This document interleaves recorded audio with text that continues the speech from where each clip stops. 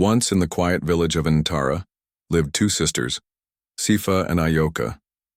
Sifa was the elder, graceful like the morning dew, with a smile that could calm a restless heart. Everyone in the village spoke of her beauty, her soft voice, her successful work in the city, and the man she married, a charming businessman named Batu. Sifa was the daughter every parent prayed for. Ayoka, the younger sister, had her own fire. She was clever, hardworking, and bold in speech. But no matter how bright she shone, she always felt like a shadow standing behind Sifa's sun. People barely noticed her. Her victories were often silenced by the sound of Sifa's praise.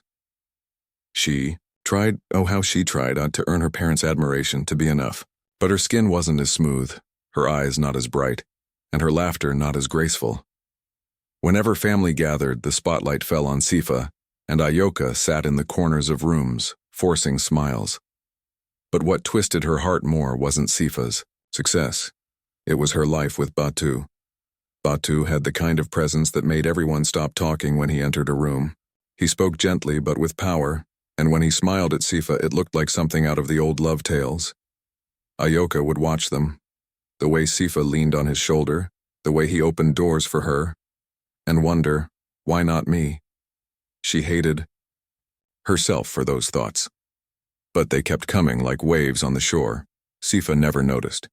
She floated in her own happy world, unaware that her sister's heart was bruising with every passing day.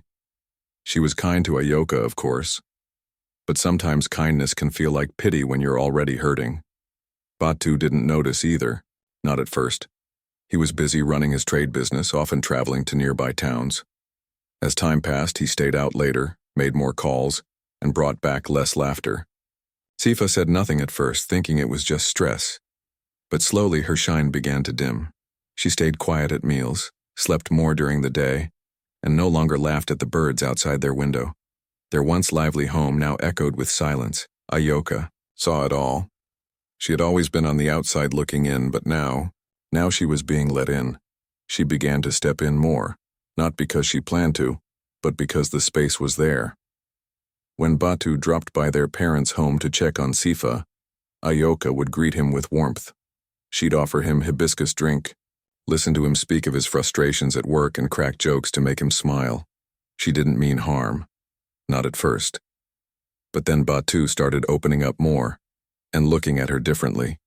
His eyes lingered, his voice softened. His laughter came quicker around her. Ayoka felt it, and it felt good. For once, someone looked at her like she mattered. Not as Sifa's sister, not as the backup, just her. The line between kindness and desire blurred like heat on a dusty road. Their conversations grew deeper, their silences heavier. One evening, Batu's hand brushed hers for a moment too long. Ayoka's chest tightened. She knew this was dangerous ground, but something in her didn't want to step back. The feelings grew stronger by the day. She started dreaming of what it would be like to stand in Sifa's shoes, to be the woman Batu held, laughed with, built a life beside. She shook the thoughts away, but they always came back. Then one day, Sifa told her something that made Ayoka's heart jump. "I'll be going to the capital for 3 days," she said. "Can you stay at the house? Help keep things in order?" Ayoka nodded. Her voice calm, but her heart beating wild. She didn't plan anything, not really. But deep inside, a storm had already started. The night Sifa left, the house felt like a stranger. Quiet, cool. The hum of the ceiling fan was the only sound. Ayoka changed into a soft wrapper and sat on the sofa, flipping through a magazine. Then, the front door opened. Batu walked in. He greeted her with that half-smile she had come to memorize. They sat. They talked. At first it was light, small laughs and soft words, but beneath every sentence was something unspoken, something electric. Their eyes met and held for too long. Their hands brushed and didn't move away. Minutes passed. Then silence. Then Batu stood, took a step closer. His eyes searched hers, and in that moment, everything Ayoka had fought against, all her guilt, all her fear, melted under the fire of desire. They kissed. It was wild, rushed, a storm neither of them expected. It didn't last long, but it changed everything. Afterward, the room was filled with silence. Not the peaceful kind, the heavy kind. Batu looked away, regret clouding his eyes. Ayoka wrapped her arms around herself, the weight of what they'd done pressing on her chest. That night she couldn't sleep. In the morning she moved through the kitchen like a ghost. Batu avoided her gaze. He drank his tea like nothing happened. But she noticed his hands, trembling slightly as he reached for his cup. They didn't speak of it, but the memory hung in the air like thick smoke. Ayoka felt torn, ashamed of the betrayal, but awakened by the way Batu had made her feel. She'd never felt seen like that before, desired, powerful. It stirred something inside her, and it scared her. Batu, meanwhile, tried to act like it was a mistake, a moment of weakness, something to forget. But even he couldn't deny the spark they had touched, the kind that doesn't die out easily. Ayoka told herself to stay away. She had already crossed a line too far. But every time she saw Batu, something pulled her closer again. His glances, his smirks, the way his voice changed when he spoke. Just, to her, it was a force she couldn't resist. At first she tried to limit their meetings, but it was impossible. The house, the errands, the random drop-ins, and they all became excuses. Each time their conversations picked up like nothing had happened. A whisper here, a glance there. Soon their moments together grew bold. They brushed against each other in the hallway, shared knowing smiles across rooms, laughed softly behind Sifa's back. The affair became a dance. One step closer, 2 steps deeper. Ayoka no longer felt guilty, not in the way she had before. Instead, she felt chosen. She told herself that maybe, just maybe, this was meant to be. That Sifa had always had everything, and now it was her turn. With every passing day, Ayoka's thoughts became darker. She began to imagine a life where she replaced her sister, not just secretly, but fully. She saw herself standing beside Batu in public, receiving love, respect, attention. Sifa's world no longer seemed untouchable. It felt close, within reach. Batu, too, was changing. He became quieter at home, less interested in Sifa's plans. He started sleeping late, checking his phone more often, losing track of conversations. Sifa, puzzled, brushed it off. Work is hard these days, she told herself. But her heart knew something was off. She noticed how Ayoka now sat too close to Batu at family dinners, how she laughed louder when he spoke, how her hands lingered on his shoulder just a bit too long. Something was changing, and Sifa could feel it, but Ayoka didn't care. She had tasted something she'd never known, the thrill of being desired, the rush of being the center of someone's world, and she wasn't ready to let go. The line had been crossed, and the road ahead, dark, but too tempting to turn back now. Ayoka was no longer just tempted by Batu. She was trapped, hooked like a fish caught in the river net, unable to escape. Every time she saw him, her chest fluttered. The way he looked at her, smiled at her, spoke. To her, it felt like the missing piece of her life had finally come. He wasn't just her sister's husband anymore. He had become her hope, her escape from the shadows, her dream. With each stolen moment, Ayoka's thoughts grew darker. Her guilt? It faded. Something else took its place, and something sharp, something dangerous. She began to use her words like a blade. "Do you feel like Sifa really hears you?" she'd ask Batu softly, her eyes full of concern. Or, "She doesn't understand how deep you are, does she?" Innocent questions. But they weren't innocent. They were seeds. And slowly, those seeds grew inside Batu's heart. He began to look at Sifa differently. He wondered if she really knew him at all. He questioned if she still loved him or if she ever had. Ayoka's hands were steady, her tone always sweet, but her words were working. The more she spoke, the more Batu drifted, and the more he drifted, the more Ayoka felt powerful. This wasn't just about passion anymore. She wanted everything: his heart, his trust, his life. She started believing it was fate, that she and Batu were meant to be, and Sifa was just a mistake. For years, Ayoka had watched her sister shine. She had felt small, pushed aside, invisible. But now, Batu made her feel like a queen.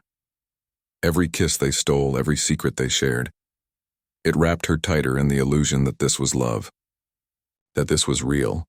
She began to live for him. Each morning she woke with thoughts of Batu. Each night she dreamt of being in his arms without hiding. She didn't care what it cost anymore. But something inside her was shifting. The girl who once cried quietly in the corner was gone. In her place stood a woman hardened by jealousy and willing to break anything in her path, even her own sister. Sifa had no idea, not yet. She still held on to her marriage, though cracks had started to show. Batu had changed. He no longer held her hand when they walked through the village. He no longer smiled at her the way he used to. His eyes were tired, his voice flat. She tried to tell herself it was work. Men have burdens, she thought. Maybe he's tired, maybe he needs space. But her heart whispered a different truth. Something was wrong. Sifa began to notice little things. Batu's coldness, the way he flinched when she touched his arm, how he no longer laughed at her jokes, how he barely spoke. During meals, she reached for him. He pulled away. She cried at night, quietly so no one would hear. She tried to talk to him. "I'm just tired, Sifa," he said. "Nothing's wrong. Work is heavy." But she knew that voice. She had loved him for years. And now that voice felt like a stranger's. While Sifa sank deeper into confusion, Ayoka rose boldly. She no longer hid her feelings. She didn't care. She would stand close to Batu at family gatherings, touch his shoulder when she laughed, gaze at him longer than she should, and Sifa noticed. Ayoka's tone had changed too. "Oh, Sifa, you're lucky," she'd say, flashing a knowing smile. "Batu is so thoughtful, so caring. I hope you realize what you have." Sifa would nod, her heart twisting. It wasn't what Ayoka said. It was how she said it, like there was something else behind the words. Something cruel, and every time Ayoka was near, Batu became someone else. Softer, distracted, distant from his wife, but not from her. Sifa felt like a stranger in her own home. She couldn't shake the feeling that someone, was pulling him away. Then, one night, the truth came crashing down. Sifa was looking for her charger. Batu's phone was on the shelf. It lit up. She didn't mean to look, but her eyes caught a message from Ayoka. "I miss you, can't wait to be in your arms again tonight." Sifa froze. Her hands began to shake. Her throat closed. Her heart pounded so loud she could hear it, in her ears. She picked up the phone and read more. More messages, more words. Words soaked in passion and secrets, plans, feelings, all from Ayoka, her own sister. Sifa felt the ground vanish beneath her feet. Tears blurred her eyes as she walked downstairs. Batu was on the couch, flipping through a book like nothing had happened. "Batu," she whispered. He looked up, calm face, but something in his eyes changed when he saw her. "I know," she said. Her voice was thin, broken. "I know about you and Ayoka." The room fell silent, a silence so loud it screamed. Batu's face turned pale. He looked away, unable to meet her eyes. Sifa's voice rose. "How could you? How could you do this to me? To us?" He opened his mouth, but no words came. Then Ayoka appeared at the door. She stood there, not ashamed, her eyes were cold. "I had to," she said. Sifa stared at her, confused. "Broken? You never saw me," Ayoka continued, her voice firm. "You had it all. The love, the life, the praise. I was always in your shadow. And now?" Her lips curved into a bitter smile. "Now I have what you had." Sifa stepped back. Those words, They cut deeper than any knife. She turned to Batu. "Please," she begged, voice trembling. "Don't let her destroy our family. Don't throw away everything we built." Batu said nothing. He stood between them, torn, weak, silent. And in that moment, Sifa knew. It was over. The home she had built, the love she had given, it had slipped through her fingers. Days passed. Then weeks.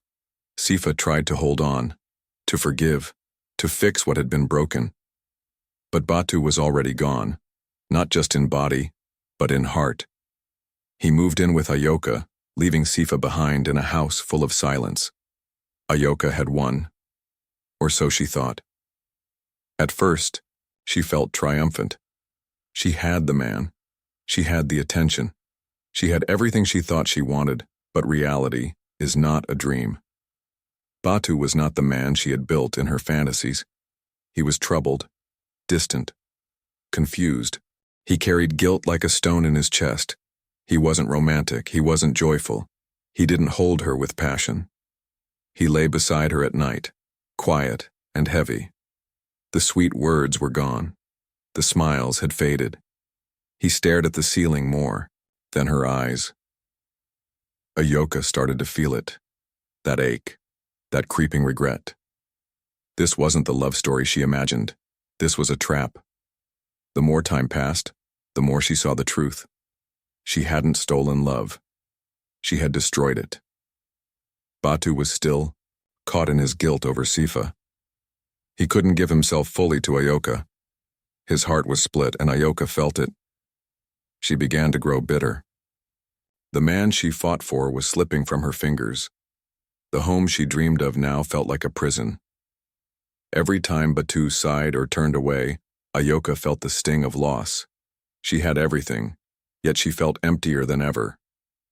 The cost of the affair was beginning to show, and Ayoka was realizing she may have won the battle, but she was losing the war.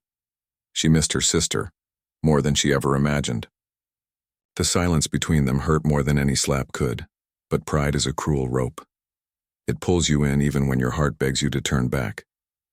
Meanwhile, in a small rented room far from Antara, Sifa was learning to breathe again. Her heart was still, sore. The wound of betrayal ran deep. She hadn't just lost her husband. She had lost her sister, her closest friend since childhood. Everything in Antara reminded her of what she lost. The bench where she used to sit with Batu. The old tree, where she and Ayoka shared secrets as girls. Now all those memories were stained, so she left. She packed her bags and moved to a new town. But the pain followed her like a shadow. The bond she once had with Ayoka, strong and sacred, was shattered beyond repair. Sifa struggled to find her place in this new world. People smiled at her, but nothing felt real. Her heart felt hollow. Her laughter was slow to return. Back in Antara, Ayoka believed at first that she had won. Batu was hers now. The man she once desired from afar now sat across from her at breakfast. He touched her hand. He shared her bed. For a brief moment, she felt victorious, like she had finally claimed the life she had always envied. But that feeling didn't last. Batu had changed. The spark he once carried, the charm that had drawn her in, had faded. His kisses were empty. His words were cold. He no longer looked at her like she was special. Ayoka began to wonder, was she ever truly loved? Or was she just a convenient escape? The passion they once shared had dissolved into silence. And in that silence, Ayoka began to hear the truth. Winning Batu hadn't made her powerful. It had made her hollow. She had what she wanted, but it came with a price far heavier than she expected. The joy of the affair turned to ash in her mouth. The man who once made her feel alive now made her feel alone. One morning, as she watched Batu sip his tea without looking at her, the full weight of her actions settled over her. She had destroyed her bond with Sifa. She had betrayed her blood. And for what? Even Batu wasn't who she thought he was. Behind the soft voice was a selfish heart. His love came from guilt and confusion, not truth. He wasn't her savior, he was her punishment. Ayoka had tried to win, but now she didn't even know what she had gained. Sifa, far away, was healing. Her spirit, though bruised, had not broken. She found a small job in the town market. She made new friends. She prayed more, smiled more, laughed quietly to herself when the wind tickled her face. Her peace was slow, but it was real. She walked lighter, she stood taller, and as time passed, something in her eyes returned. Strength. Ayoka, meanwhile, sat in the home she had taken feeling like a ghost. The walls felt tight, her chest always heavy, and then came the final blow. Batu sat her down one evening and spoke quietly. "I need to leave," he said. "I never truly loved either of you. I don't know what I was chasing, but it's not." Here, just like that, he walked away, and from both sisters, no goodbyes, no promises. Just truth, dropped like a stone into water. Ayoka was left alone. No man, no sister, no peace. She sat by the window that night, her hands shaking, her eyes full of tears. All she had now was silence, and a heart cracked open. She thought she had won, but she had only ruined everything. Sifa, in another village, stood before a mirror and smiled softly. She had survived. She had grown. She had learned that peace is worth more than any love born from lies. Her journey wasn't about revenge. It was about rebirth. Ayoka's journey in the end was not one of triumph. It was one of regret. And the tale of the two sisters became a lesson whispered in Antara, that betrayal steals more from the betrayer than the betrayed. Betrayal doesn't just break others, and it breaks you first. In chasing what wasn't hers, Ayoka lost everything: love, peace, and the only family she had. But Sifa's strength shows us that healing is possible, even after deep wounds. If this story touched your heart, don't forget to like, share, and subscribe to our channel for more powerful African tales. Every story we tell carries a lesson, just like the ones our elders passed down.